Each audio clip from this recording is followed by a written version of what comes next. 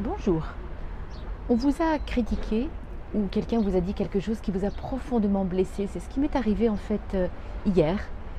Quelqu'un m'a dit quelque chose et ça a certainement réveillé des anciennes blessures ou des choses qui m'étaient particulièrement sensibles.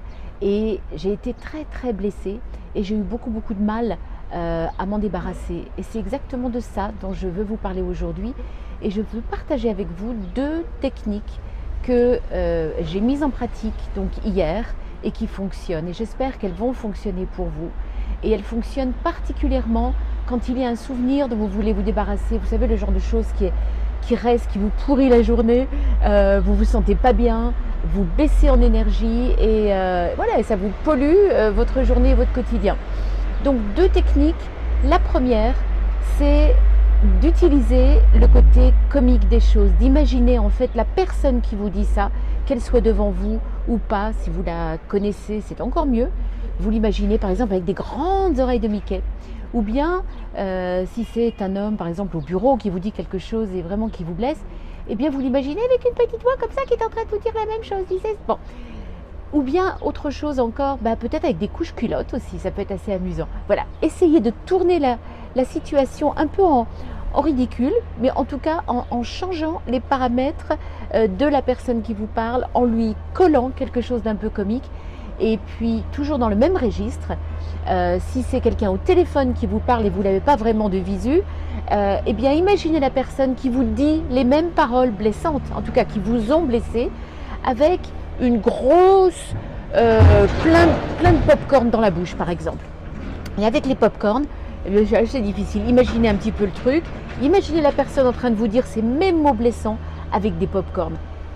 D'habitude, ça me fait rire parce que je l'imagine. Ça, c'est la première technique. Essayez-la. La deuxième, eh bien, imaginez cette scène là où vous étiez. Dans mon cas, c'était hier. Je revois exactement le contexte. J'étais à mon bureau. Je parlais avec une personne. Je revois exactement le contexte. Eh bien, imaginez-la devant vous, comme si c'était une pièce de théâtre. Vous voyez où la personne se trouve, où vous vous trouvez, comment la personne est habillée, comment elle se tient. Donc visualisez bien tout ça, mais surtout, vous le projetez devant vous, comme si c'était au théâtre. Et ensuite, vous allez jouer avec cette image. Imaginez que vous êtes donc l'œil d'un caméraman, vous avez la caméra, vous filmez cette scène qui est devant vous, qui était donc la vôtre. Et puis, vous allez faire des travelling, vous allez vous éloigner loin de cette scène jusqu'à ce que cette scène finalement ne soit qu'un tout petit point à l'horizon. Et puis de nouveau, vous allez zoomer et vous allez revenir et vous allez zoomer dans l'œil de la personne qui vous parle. De nouveau, vous allez vous promener à droite, vous promener à gauche. Ensuite, vous allez essayer de jouer avec l'image en la floutant par exemple. Et d'un seul coup, vous la faites se transformer en noir et blanc. Et puis, vous allez la faire onduler. Voilà, vous passez, vous jouez avec cette image et de nouveau, vous repartez très haut jusqu'à ce qu'elle soit toute petite. Et puis, vous revenez. Et là, à ce moment-là, essayez de réimaginer de nouveau ce qu'on vous a dit, la critique, la blessure. Eh bien, je pense que ça sera plus exactement le même ressenti. Essayez, c'est assez bluffant.